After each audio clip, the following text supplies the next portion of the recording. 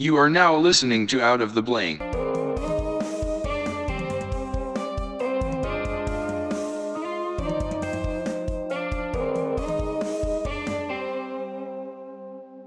Welcome to Out of the Blank podcast. I'm here with Leanna DeBellevue.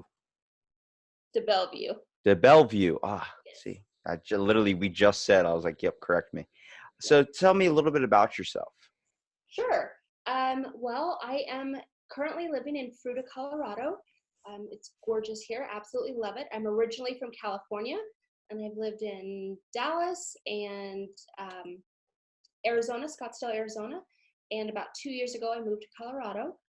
I own a global marketing firm, so we help businesses get noticed on Facebook, LinkedIn, and Twitter.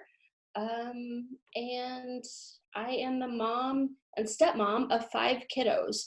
So life here is super busy. So, wait, 5 kids? Mm-hmm. So you don't really have any time for yourself, I'm guessing. Honestly, I have learned to make time because if I don't, then I don't have anything to give back to everybody else, and the quality of life just drastically goes down, to be honest. I see. So it's crazy. So you have a marketing business. Can you tell me a little bit about your marketing business? Absolutely. So we started in 2011, which is kind of my job on the side, my side hustle, if you will. And all of a sudden, it started blowing up, word of mouth, referrals. And it got to the point where I had to make a decision if I was going to take this full time or if I was going to let it go. And I decided to take it full time. And at that point, I think I had 5 customers going to 8 customers.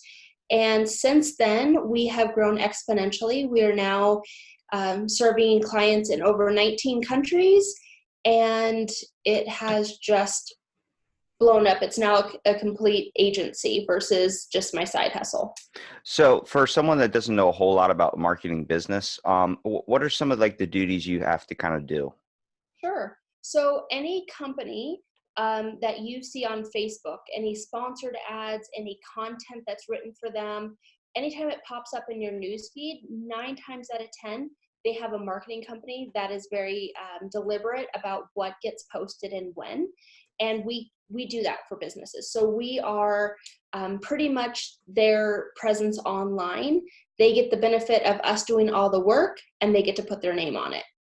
So do you find like, all right, so I'm gonna chalk this up because a lot of people are starting to realize, like, you know how Google like tracks everything that you record, search up, and there's all these things, web bases that are now sending your results somewhere. Do you find it weird that you'll be talking about something just to someone in person, and then you'll look on your phone and you'll get an advertisement for that thing that you were just talking about? Everybody is talking about that specifically now. It's a little creepy, is what most people say. And I don't have any proof of this, but my guess is that our devices are always recording, always. So they can pick up on things, whether you're talking, even if you're not on your phone, but if you're talking to someone in the same room and your phone is there, I would not be surprised if it doesn't eventually come out that there was some type of recording system happening. I know a lot of the things that you check off, like the terms and conditions that no one ever bothers reading, when it comes to like Facebook, Twitter, Instagram, even Google, you're agreeing to their terms. And a lot of that is audio recording that they say goes to better their programming. Like if you have Siri or Alexa or something along those lines, they can use that audio as feedback for those programs. They also used Alexa in it was a court case. They used everything. Alexa recorded the whole conversation and got the exact information written down.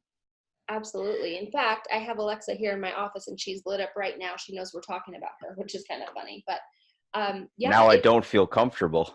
It stopped glowing. It's okay. But yeah, it's we can't think that they're not going to use this technology to benefit everybody. Sometimes with the breach of confidentiality or privacy in some ways. Do you find it like you're talking about with just with marketing, like being able to advertise like in your news feed and these types of things. Now, is the main focus for obviously marketing businesses, is that trying to find your audience?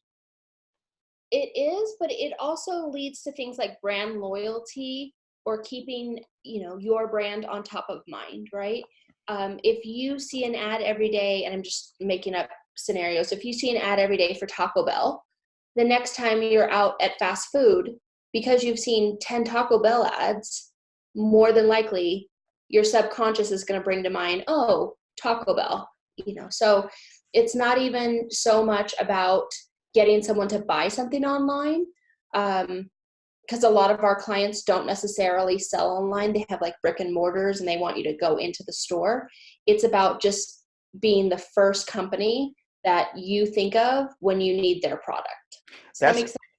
That's interesting because that brings up to the concept of McDonald's. I don't see a whole lot of McDonald's commercials anymore. Is that because they built up a brand loyalty kind of? Like they're already seen as like one of the main producers of fast food because of just their influence back in the day? Absolutely. I think that they worked smarter and very hard for a long time that now you don't necessarily have to. I think it would be hard to find anyone, especially, in the US, that does not know what McDonald's is. Yeah, I mean, you can't walk into anybody or bump into anybody basically, and they don't know what McDonald's is. I mean, there practically is one on every single block. They've dominated the market. It's much like Amazon has dominated the, like, at least virtual shopping market. Like, if you're going to buy anything, most people reference Amazon. And I think, like, you don't see a whole lot of commercials for Amazon really. It's always some like wish list or other some type of advertisement that pops up on your phone because Amazon already has a dominant spot in the marketing industry. Right. I I, think they do enough to keep that spot secure, but they don't have to push. Who is Amazon competing against really? Like realistically, I might check another site, but if it seems too complicated or I have to pay for shipping or something along those lines, my next stop as a consumer is Amazon. Can I yeah, find it cheaper? Can I get it faster? Is it free shipping? well, 2 day shipping, you can't beat that. I mean, practically when you order from Amazon, it just pops right up your doorstep. See, I like areas like that, but I think when it comes to marketing, we still need to have classic businesses, and I'm seeing a lot of classic businesses getting taken down and replaced with like online type stuff. Yeah, 100%. And that's part of the reason why our business is so important, because those people who do have, traditional businesses, they don't always have the ability to hire an in-house marketer. And they're getting trampled on by all of these companies that are huge, that have the budget, that have the time, that have the manpower to take them over. Like, for example, we were just talking about Amazon. If you think about it, Amazon doesn't own any products. They're distribution center, more or less, right? They get products from someone else. So their overhead is a lot less than someone who has, a store that you have to pay rent on, and you have to pay, you have to buy your product and hope that you sell it. Amazon is already selling product that they don't even necessarily have. So the model works really well for the online space, but sadly, a lot of these businesses that have traditional storefronts can't compete. Do you find that you get a lot of small town like people that have businesses in your area that come up to you and approach you for your type of job, I guess, specifications? Like, or do you feel like you get more of them online, like just people looking to exploit their business through online purposes, like say from a different state that you're in? Yeah, my husband and I were just talking about this. So the town that I live in is a pretty small town. We have one rather decent sized city next to us, but it's a lot of small towns. And people here don't have to necessarily advertise, because it's not like the big city where there's 400 dry cleaners and 50 restaurants within a 2 mile block, 2 mile radius and things like that. There's one of everything: one dog groomer, two vets. So what do you have to advertise for? People are going to come to you, because of supply and demand. A lot of our clientele are in larger cities where the competition is a lot more fierce. They're trying to break into a new market. Like, especially our international clients want US recognition, but they don't, because of cultural or language barriers, they're not effectively communicating with us. So we get clients from there, and yeah, online, people understand. If you're running an online business, you understand the importance of digital marketing. So those three categories are our biggest influx of clients. So what do you see? Do you see, I guess, small town businesses, family run industries kind of being torn down by online business? Like you probably notice that all the time. Yeah, even some companies that have been in business for years and years, like Sears and Payless and things that have been around since I was a little kid, and dozens of years before, are closing down. They can't compete with the way that marketing is driving things anymore. Do you find it hard to kind of separate, like would you have more aspiration to help somebody that was a small town business trying to get started, or you have more aspiration to help somebody that's just trying to build off another chain on an online business? Because I Yeah. feel like with watching a bunch of small businesses close down, families kind of their life's work, like it's been in my family for 3 generations. We've owned this bait and tackle shop. Next thing you know, it's gone, and they're just like, I have nothing now because we got taken over by Paul's Baits that's over on every single block now. It's practically dominated the market. Yeah. Well, that's a great question. To be honest, corporations are our bread and butter. That's what allows me to pay the contractors and, kind of grow and develop in different ways. But my passion, who I would do this for free if I could, is in the small business. I'm a small business owner. I know the struggles. I know the love that you have for your business. And I responded to an interview earlier. I was being interviewed for a magazine, and I was saying this exact same thing, is when you help a conglomerate make $1 million in revenue, they don't really care because it's one of hundreds of millions or tens of millions, and it's just one revenue stream, right? So they appreciate it and they're happy with your work, but there's not the level of excitement that when you have a small business and someone calls you and they go, oh my gosh, I had my first, $1,000 day, and they're over the moon about it. It's a totally different level of satisfaction. That's who I wish I could help.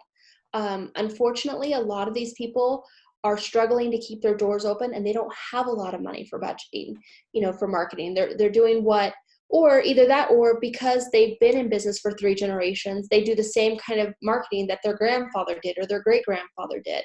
They don't understand the importance of evolving, with the times, because they think, oh, well, this worked before, it's going to continue to work, when unfortunately that's not the case. How'd you get started in trying to deal with all this? Because a lot of people get scared when it comes to the marketing industry because it's just it's very, very, there's so many things you have to worry about, so many problems that happen, whether the market's up, whether it's down, depending on whatever you're talking about. But businesses fail, and the very success for business, at least a small town business or just someone that's trying to start one, is very, very low percent. Yeah. It's just, I'm trying to articulate it in a way that matches my passion about this topic. People they have to evolve, and because of that is actually what put me into this field. I was working for a chiropractor. I was doing office stuff, had nothing to do with marketing. All of a sudden, the marketing, he didn't have to market because insurance was paying so well. Literally overnight, insurance changed its policies, and he went from making an incredible amount of money to almost no money at all. And he called me into his office and said, we have about 2 months of operating expenses. I can't afford to keep you in this position. Would you consider doing marketing for me? And I didn't know what marketing was, but I knew I loved the office and I knew I wanted to help. And I knew that if he was giving me this responsibility, he felt like I could do it. So I had literally a $50 budget per month, and I had to find free and innovative ways to get people in the door. And this is when Facebook still had fan pages instead of business pages. It was free, which was in my budget, right?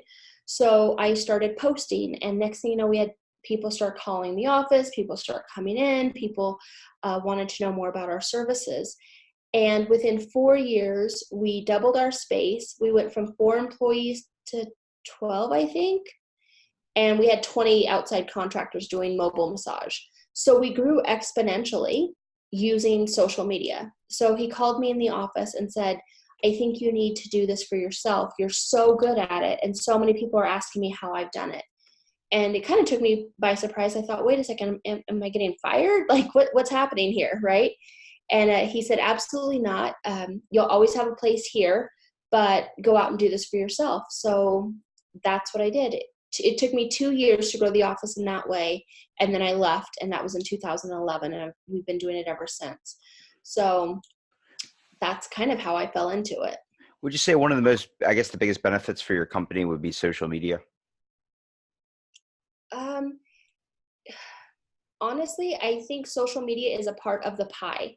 I had a mentor once that talked to us about having a marketing pie, different slices of, or different marketing components for the different slices of pie. And social media cannot save you if your business is about to close down. But if you're struggling and you have other marketing things in place, social media can push you over the edge and get you over that hump for sure.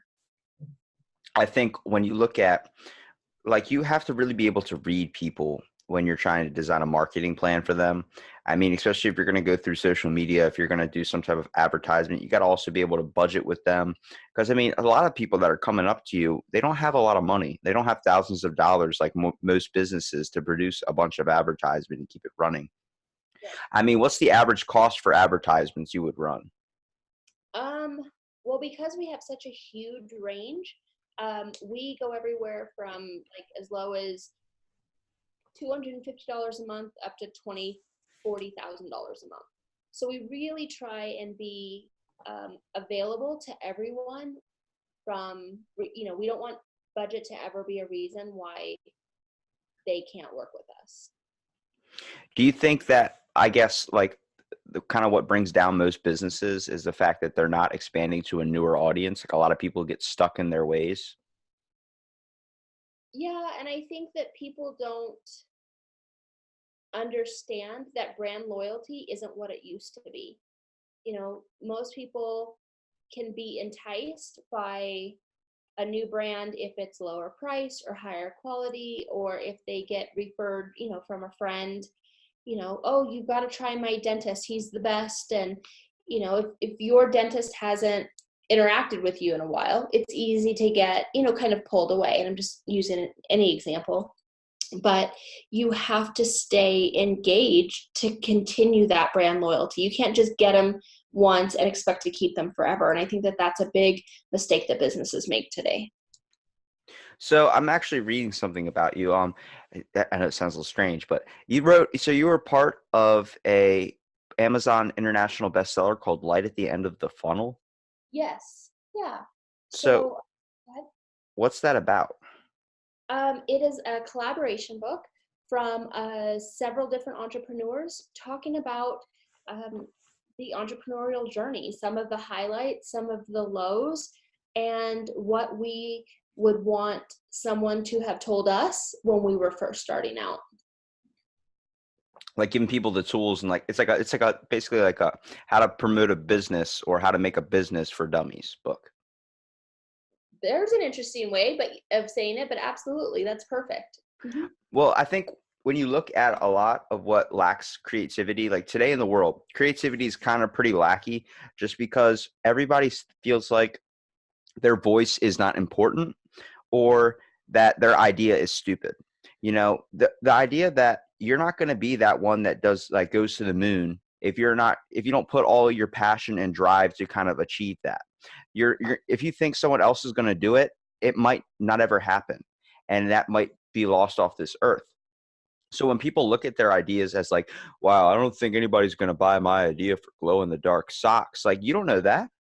You don't know. There could be some guy out there. There could be some person out there. Next thing you know, it becomes a hip new trend. I mean, the fact that they have a shirt, it's called ugly shirts, where it's literally they're the ugliest shirts you have ever seen. But that's how that guy markets them. Like, yeah, we know they're ugly. That's our brand.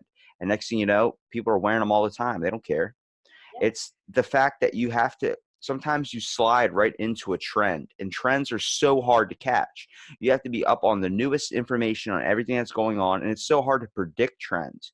You can't, like, nobody predicted the fact that now, like, old style stuff is coming back now, like flashback superheroes. I didn't know that was going to be a trend now. It was seen as nerdy back in the day, and now you look at it, everybody's wearing a superhero t-shirt, wearing something like this. And that's because the market in movies switched over to superheroes and all these types of comic book things. Marvel became a giant thing. And everyone's doing like Marvel movies, everything. Everybody's doing superhero type stuff. So it's like you hear that, like, trends are so impossible to predict, and it makes it difficult when you're trying to, first of all, create a advertisement that suits your client. So, uh, well, like, because like I said, I'm reading a little bit. You have your degree in psychology. That's something I went to school for. Oh, nice. So I'm fascinated with the human mind and the people's ability to kind of overlook. Like, I mean, I've went through the mental health courses. I went through all the types of things and trying to talk to someone. We have an aspiration and a passion for something, and it's deep down under the surface because we choose to not let it show because it might be stupid. So obviously, doing with psychology, you're constantly analyzing the person you're talking to. Once you dive into the realm of psychology, you start looking at everybody like an analyzation. You don't mean to do it, but it just happens. Right. So do you use this as as a kind of like one of your keys to kind of, I guess, be able to read your clients? Absolutely. So people, when they hear that I'm in marketing and then they hear that I have my master's in psychology, they're a little confused. But I always tell them that psychology is the study of people and the way people think. If I want someone to buy something, I need to be able to understand how they think, how their, what patterns they have, what their um, what their language is, so to speak. Like, how do you relate to them? And that's exactly how we use it. When we're trying to develop, like you said, somebody's got glow in the dark socks. Okay, fine. We know that there are people out there that would love that product. Let me dive a little bit deeper using my knowledge in psychology to understand who that person might be. What are some things that they might want to hear, or what might catch their eye? And we develop ads around that. I think, like, especially if you think about a person that's wearing all white clothing, white gloves, doesn't want to get dirty, and they decide to eat, like, you're not going to advertise to them a ketchup popsicle because it's going to get red all over their white clothes. And you can see, if you're able to see that, a psychologist would think of it one of two ways. One, they have OCD, like they need to be clean, they can't be dirty, or they have some type of germaphobe thing. And that's because you're able to look at it in a different perspective. Well, most people will be like, "Oh, she'll be perfect for it. She looks like she." Like, you don't know that because she's wearing all white. She obviously might have a problem with dirt. You know, when you look at it from a different perspective, I think, especially when you're joining in or you're trying to even promote a business or even venture into the business demographic, like, you have to be able to think in a whole nother perspective. Absolutely. And something else, another layer to that, for example, if someone has a ketchup popsicle, right? We almost create characteristics, or a persona for their ideal target, right? Okay, so maybe they like hot dogs. Okay, well, you just create as many layers as you can. You know, do they only eat hot dogs with this ketchup at baseball games? Do they do, what do they like to do? Where do they shop? Where do they go? What are their hobbies? And a lot of it is guesswork. Most of it is common sense. And then you can place those perimeters in an ad for social media. For example, we know if we decide that your ketchup popsicle person is an avid baseball fan and they love hot dogs, right? Then we're going to target someone who's maybe visited or likes Nathan's hot dog fan page, or who has been checked into a baseball game in the last, year. So we can really specifically tailor these ads to people who more than likely are going to stop to look at your product. Do you find it difficult, like, to not bond with some of the people you do? Because, like, common with therapists, like, I felt like I wouldn't be able to, first of all, even be a therapist, like, kind of why I stopped guess, after graduating, just like kind of dealing with it, because I don't see that as me being a fit career for me, because tend to be like adapt to people. Like I like to connect, and it's very hard to kind of have still keep the client and clientele basis. So do you find that kind of difficult with some of your like business things? Like somebody is obviously doesn't have the money to pay you for an advertisement. Are you still going to help them out even though they don't have the money to fund you at the moment? I used to. I used to have a soft spot and things along those lines. Unfortunately, that leads to burnout very quickly. So, one of the most important things anybody can have in their life, especially a business owner, is boundaries. We automated a lot of our system so that people aren't calling me saying I can't afford it, or, gosh, it's a really hard month. I'm not heartless. If a client's been with us for a couple years and they have a hard month and they want to push it out payment, net 60 instead of net 30, okay, right? Like I get that. But we have a screening process in the very beginning that if I think that you can't afford our services, I don't find it in alignment with my integrity to take you on as a client. And that's something that we've developed as I've grown. Because in the beginning I wanted to help everybody and anybody, and sure, no problem, okay, we've got this. And sometimes that's definitely not the best way to run a business. So now we have safeguards in place and boundaries in place that's prevented a lot of it. But yeah, it's really hard not to do that. Do you find it like your passion for it is either lying with making a successful corporation that helps businesses, or do you find it more like the people you affect? I think it's kind of both equally. I love connecting. I tell people our business acts as a bridge, right? You have people on one side that have a product, and it's an amazing product. They just don't know how to find the people that need them. And on the other side, there are a group of people who lay awake at night looking, hoping to somehow find an answer to this problem that they feel is, you know, there's no answer to. They're looking for some kind of solution. We act as a bridge. We help those people find each other and cross over to one another so that they can find solutions. So it really is everybody wins in this situation. Do you have any kind of sad stories of anybody coming to you and just like failing? Yeah. Unfortunately, to be honest, and again, that's part of the reason why those um, structures are now in place to where we don't work with just anybody. A lot of times people would come to us and say, this is our last ditch effort. I'm going to give you our last $500. Please make it work. And they didn't have a clear idea of who it is that they wanted to target. They thought that they did, but when we looked at the analytics, those people weren't true buyers. They were loyal followers, but not true buyers, right? We've had that. We've had people who, unfortunately, we have been able to connect them with their target audience, and they weren't able to deliver on the product, which is hard to deal with. So we've had all kinds of different situations. Unfortunately, companies, partnerships dissolve, businesses are kind of left hanging, and things along those lines. And that they might have a great product, but now there's no one to service them. So there's been a huge range of people that we've had to deal with that weren't all success stories. Do you find that you learn more from your kind of your sad stories over your success stories? Because a lot of people always just chalk up like, I have this many winners, but I think it takes a true person to be able to judge, like you want to be judged by their losers. Jordan Belfort, like the only person I think of when I come to marketing is his saying of, I ask people not to judge me by my winners, but judge me by my losers because I have so few.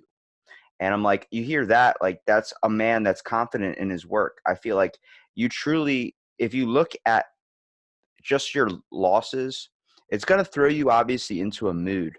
but it's going to help you improve as a business. A lot of companies and a lot of people get set with a certain standard and think that's just the peak.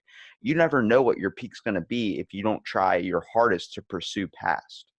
Absolutely. Yeah. And that's something I speak, I do public speaking, and the topic of one of my speaking engagements is the courage to fail.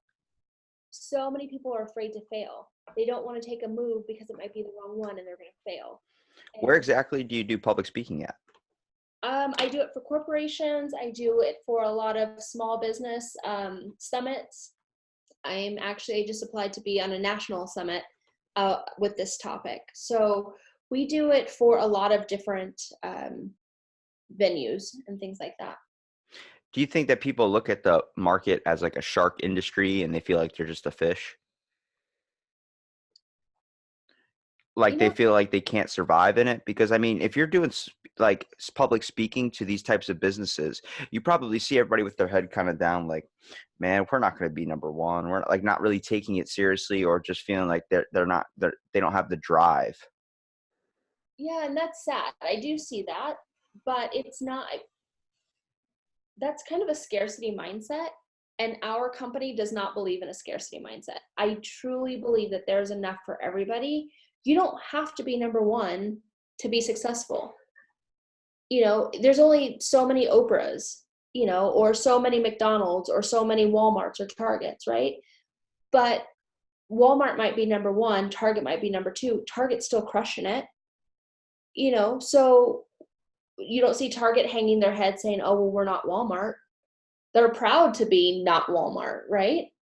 Or so it really is about having a mindset. And that's when we talk with businesses, we talk about mindset, we talk about scarcity, we talk about doing the best that you can possibly do. Because realistically, a lot of these businesses are not ready for the type of volume that they ultimately want, right? If I was given at the beginning of my business, if I was given 200 new clients, I would have crumbled. Okay.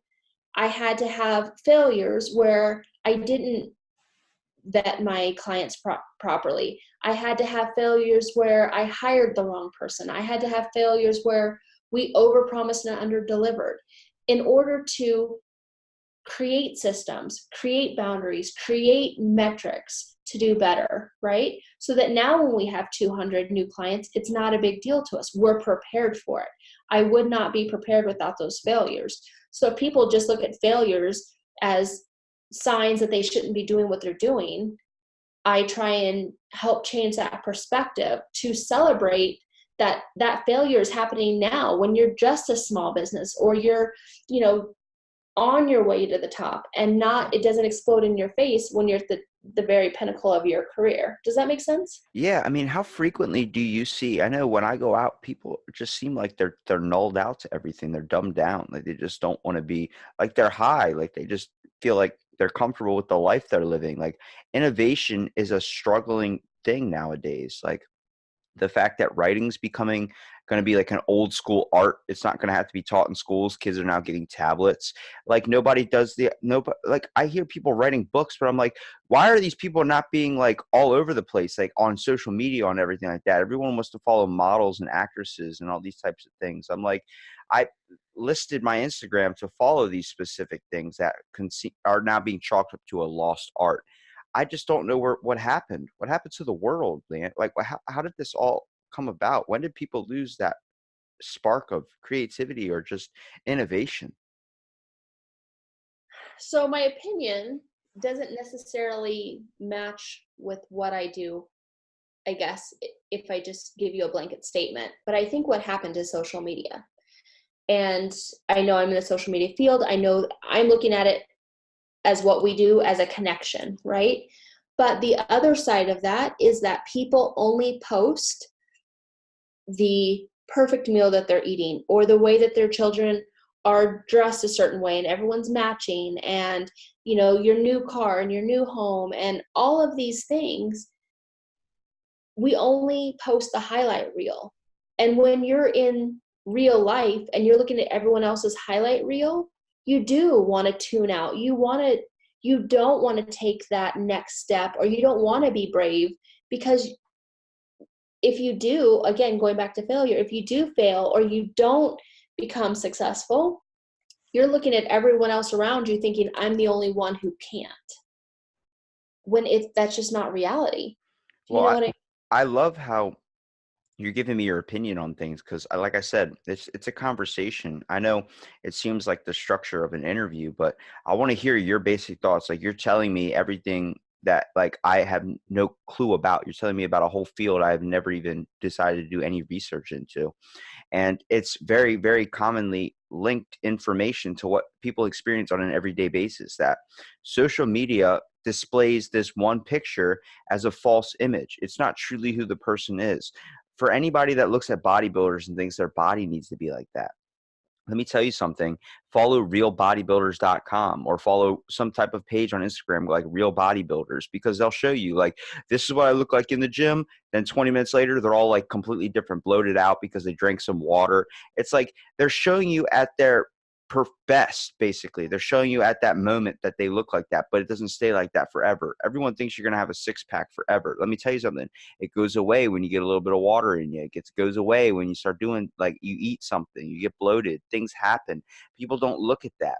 When you see a business and they're constantly like, this is my success, this is my success. Follow the businesses that have failures, so it keeps you motivated and understands that we're all working together to create something, and everyone experiences loss. Everyone does.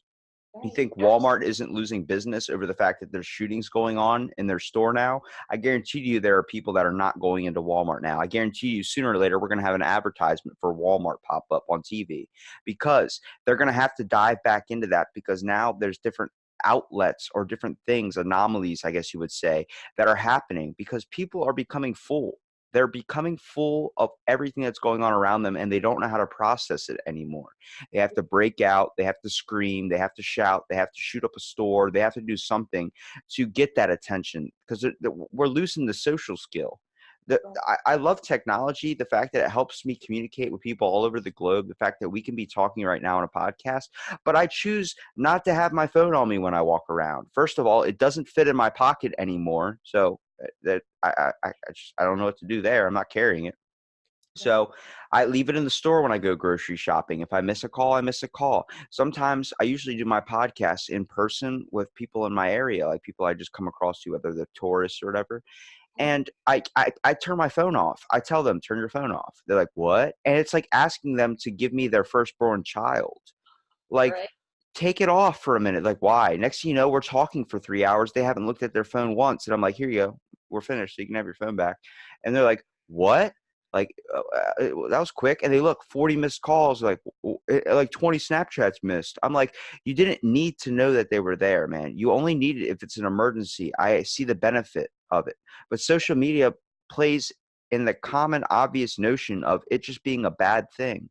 Everyone takes it the wrong way, and I hate that. Yeah. And unfortunately, I think social media was originally designed to bring people together. Like you said, it's great that we can have a conversation and things along those lines.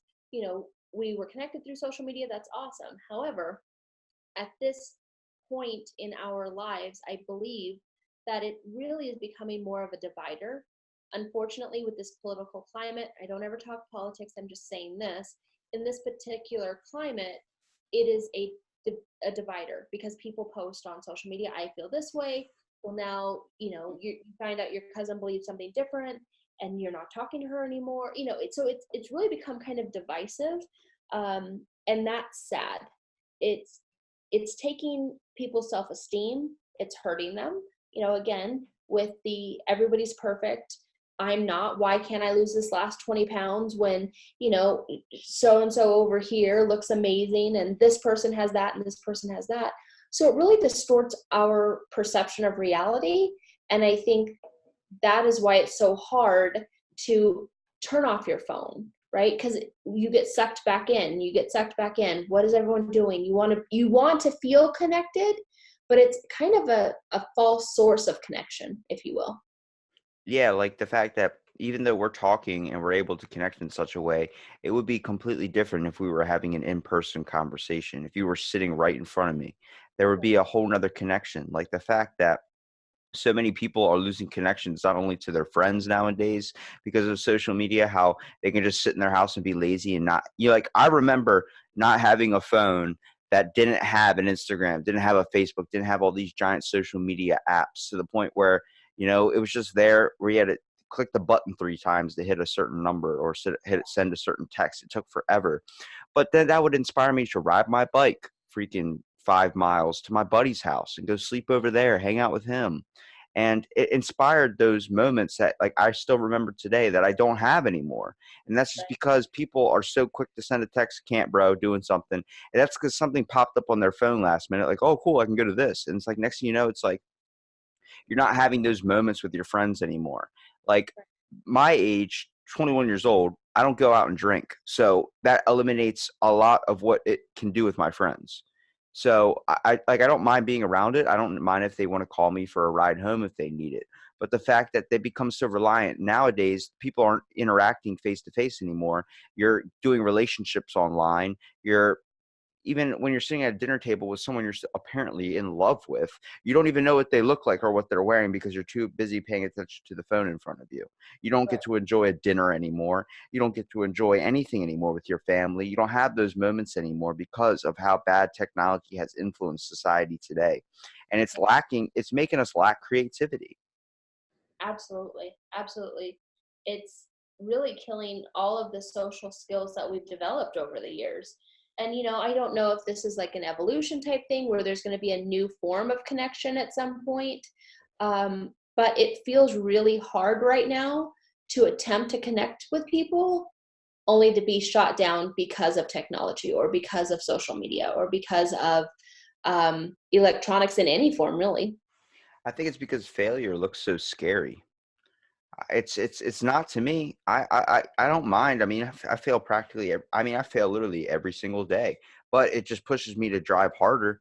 It Yeah. pushes me to try and pursue. I love it when someone tells me, like in my own family, like you're not fit to go to college. I went to college. I have a main problem with authority. Like I'll do the dishes, but you can't tell me to do dishes, or I won't do them. Like I would never be fit for the military. But the whole idea is I need to have that drive to do it myself. If I'm being told what to do, if someone's talking down to me, doesn't have a sense of respect, I can't associate, because it's very difficult for me, because I know what it was like to, grow up kind of, my parents worked 2 jobs and I had an older brother. So even when he was supposed to be babysitting, he wasn't ever there. So I had to form a lot of my thinking on my own and hang out with my friends to be my structure. And even when I couldn't hang out with my friends, I would be alone. I would have those moments. Those moments are crucial to my development. It turned me into the person I am today, very self-reliant on myself. I tend not to try and rely on anybody for anything. I always kind of make sure that I have a backup plan. I'm always make sure I'm on time. These are things I had to adapt to and learn because of scenarios I was placed in.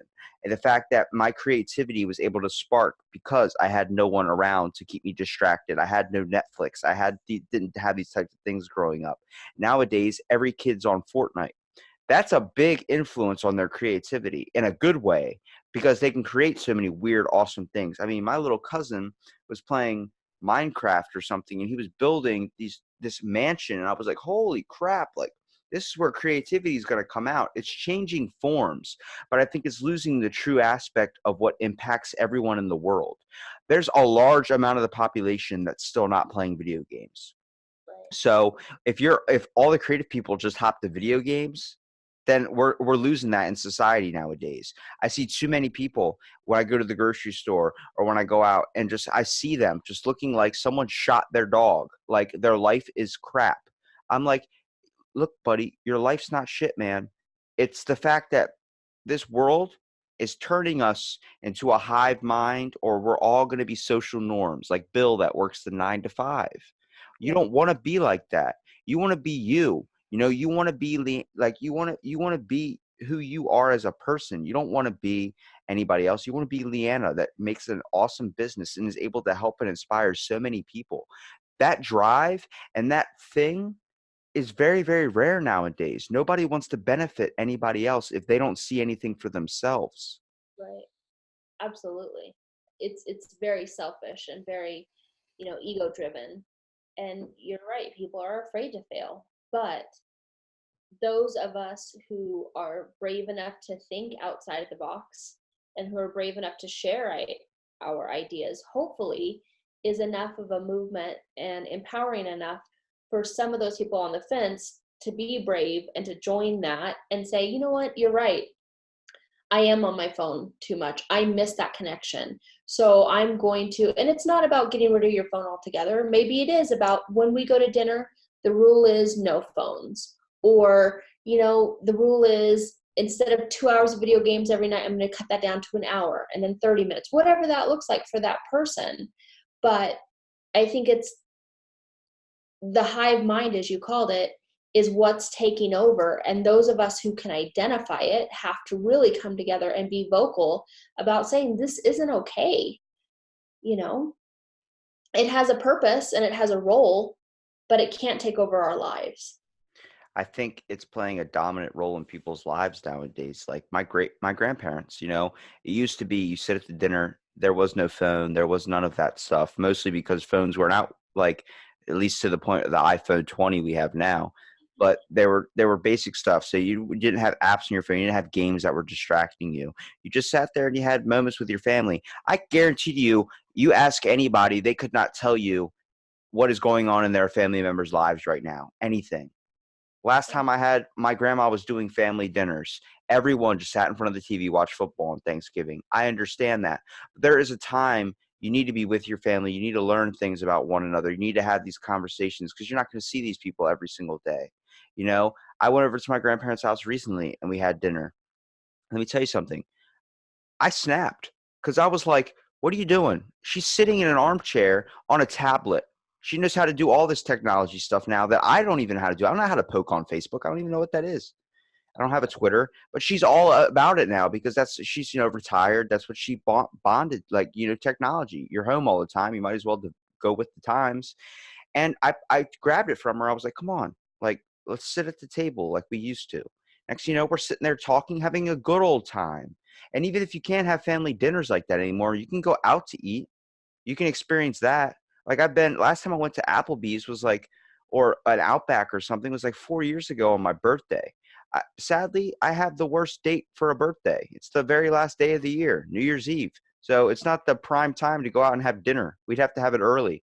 So without all the waiting times, it was fun though. If we had to wait 40 minutes for our meal, we sat there and we talked. We got to know one another. And then we're sitting down and eating. We're laughing. We don't know exactly what was said, but we're talking about things that is going on in our lives and not complaining about them.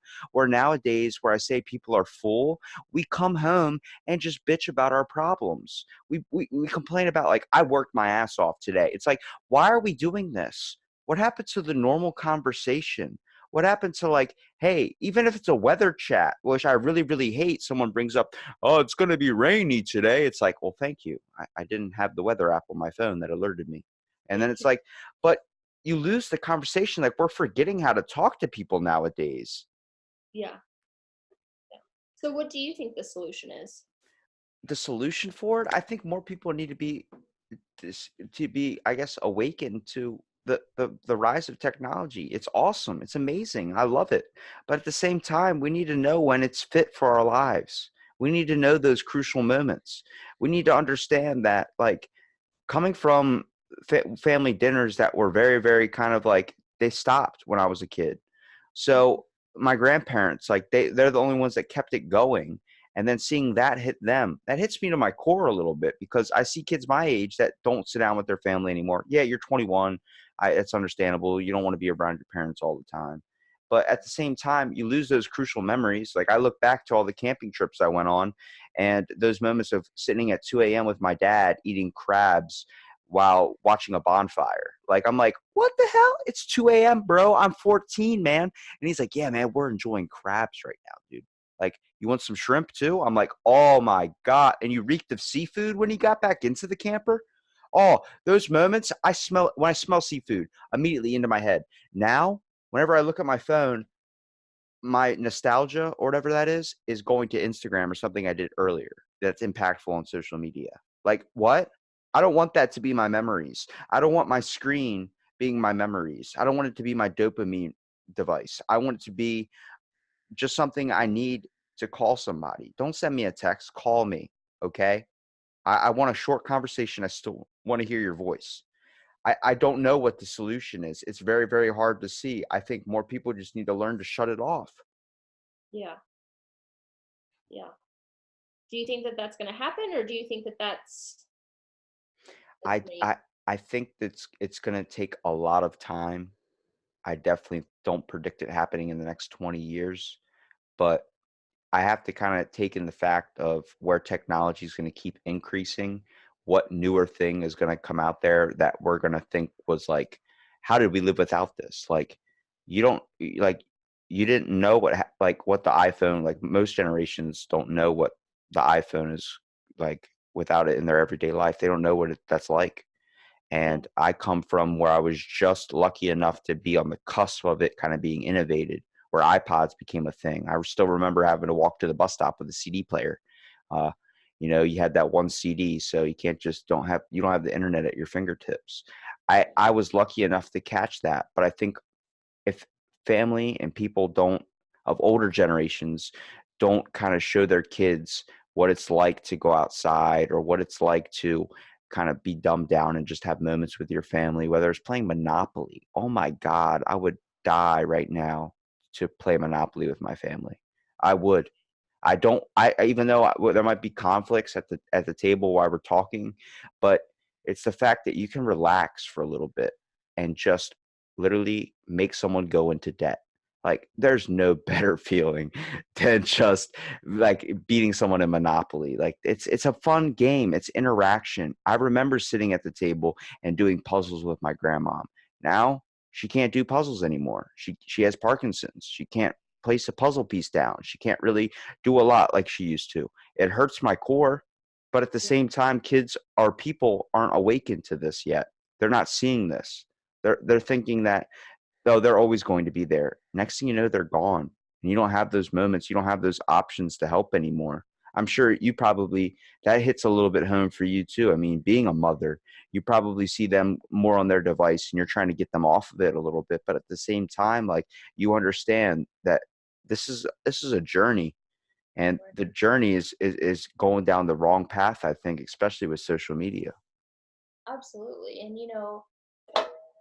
we have 5 kids between the two of us, and from ages 21 down to 10. And we have a system in our house that limits their computer time. And they only get so much computer time. And we hear from them all the time. It's not fair. So and so doesn't have to do this, or, this family's not like that.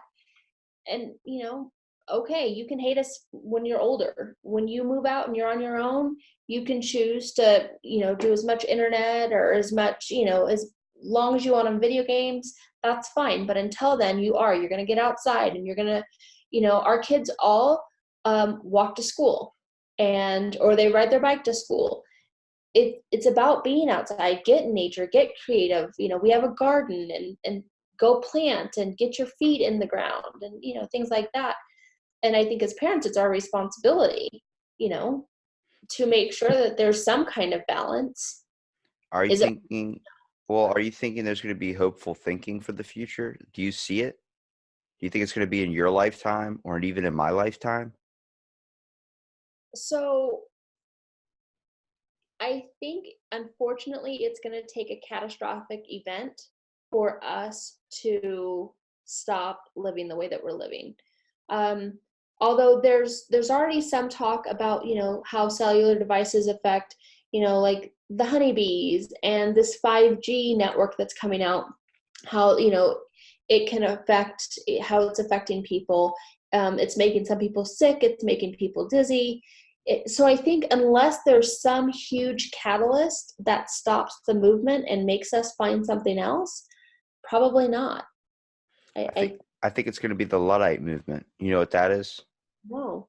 The Luddites in the Industrial Revolution, when printing presses and all those things started becoming a thing, people were smashing machines. They were doing all these types of things because they were in the Industrial Revolution. They were taking out people from their jobs. Those people were making like $4 an hour to feed their whole family off of one bread for a week. Like, and then they were losing their job. So they got angry and they all grouped together and started breaking all these machines that were innovating everything. Sooner or later, like it's experiencing it today, that's might happen, because how many times you walk in a store nowadays and there's a self-service thing? Right. And that's Right. just because it's easier than talking to people, because you don't want to hear any of their bullshit. And I'm like, it's not bullshit. It's stuff that they're experiencing, and they don't have a person to talk to. They don't have something to turn to. So they focus on the problems, and they're not worried about just talking anymore. It's sad. It hurts. I'm like, I'll go to the store and be like, "How you doing?" And she'll be like, "What?" I'm like, "How are you doing today? Are you having a nice day today?" She goes, "Yeah." And it's like weird to her. And I'm like, does anybody ever ask you that? And she goes, "No, not really." I'm like, "Well, how are you doing? Like, it's nice to meet you." And I'll look at the name tag, Cassandra. "It's nice to meet you." And she's like, "Well, thank you." And then when I leave, I go, "Have a wonderful day," or "Have a wonderful night." There you go. That's Yeah. all they need. Then they're not going to go home and they're going to realize that there is someone out there that's doing the better. My faith in humanity was restored today when I saw a guy hold the door open for an elderly man that was walking across the parking lot. I watched this guy for 5 minutes because that old man was that slow.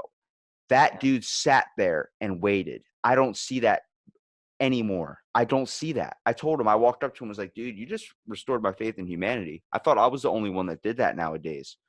Right. And he's like, "We're losing it. We're losing the connection to what makes us human." I'm like, "Thank you. I Right. just got humbled by your words." And I catch myself all the time when I'm like, kind of like, "Man, come on, you have 38 items. You're in the 12 items or less. Come on, let's go. Like, I got to get somewhere." But I realize, is that problem going to affect me later down the road? It's not going to. That person that's taking their time at the store, let them be. You're never in that much of a hurry. I think people put a rush on life. I don't like that.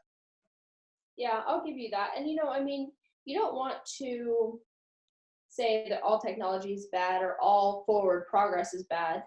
I think it's just about finding that balance and keeping the humanity.